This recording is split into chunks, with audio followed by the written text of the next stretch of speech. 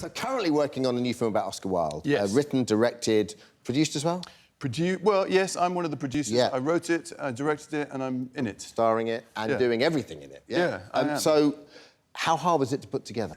I wrote it about 8 years ago, and I really had no idea that it was going to be so difficult. And after about 8 years, I got to make the film. That's fantastic. Now we're editing, and it'll be ready in June. And well done as well, because 8 years is good.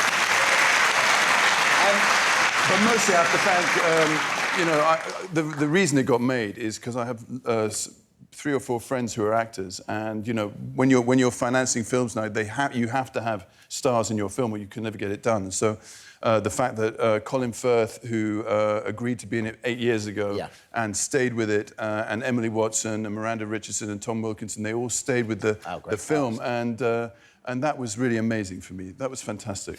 You've starred alongside Colin Firth many times in your career. Yeah. Let's have a look at you through the ages. This is you in '84 in another country. Right. That was your debut, I suppose. That was both of our first film. Yeah. 2002, Importance of Being Earnest. A little bit older. Yeah, a little bit older. And then 2007 in St. Trinian's. Right. Changed quite a lot over the years. Because obviously you played Oscar in Judas Kiss as well. What is it about him that you have such an affinity with? I think really it kind of came on me a bit by surprise in a way. I did a play of Oscar Wilde's in Paris in French, and it was just really successful for me. It worked out, and then I became fascinated by the idea of him as a kind of Christ figure. He had the most awful time, really. He went to prison for basically being gay, and freedom was just another kind of prison for him. He was always pushed from one place to another.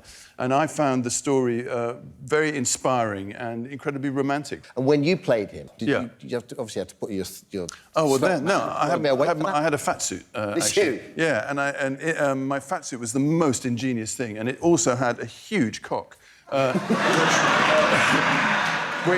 Because I always imagined that Oscar was very well hung. I was going to say, was that, I don't know why.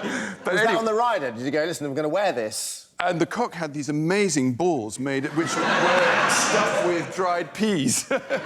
Anyway, on the first 2 shows, I had this thing, and it was like riding up in my trousers, and I noticed, like, the first 5 rows of the audience were just going...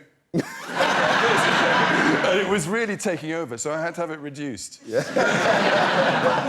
So obviously you're an accomplished theatre actor. What are theatre audiences like? Like, are you able to get in the zone? I mean, I love going to the theatre, and I shut up and I watch and I suspend my disbelief. Can they ever be distracting? Well, they've changed a lot recently, because now that everyone's really used to being in front of the TV, and the theatre, I think the audience have slightly forgotten that they're participants in the play, actually. So sometimes I've seen, actually one couple starting to make out in about row G, and we were all going to say to it, someone's making out in row G. And then suddenly the girl's head disappeared from view. And we were like, what is going on there? But lots of things happen. Heart attacks. People always having heart attacks in the theatre. This is a theatre. Right, don't have one. And, am I feeling all right? But it's all part of... It's exciting when things happened in the audience, really. What are the fans like, that go and see you? Do you have sort of any unusual interactions with them? They write you letters? People mostly are nice. When I was younger, people weren't so nice. I used to have an anti-fan when I was in my early 20s. Who wrote to you? Yeah, wrote to me the rudest letters. You are the most filthy, pathetic idiot ever. And then once I brought out, I did a record, and she sent me the record all smashed up and covered in, I don't know what. And then, anyway, about 5 years later, I had another letter from her, and she said she was doing step 8 of the programme. And when you do AA, you get to step 8, you have to write apology letters to people you've really pissed off. And she wrote me... This long letter saying, I'm so sorry, and when I said you were a filthy little, idiot, I didn't really mean it, and it was weird.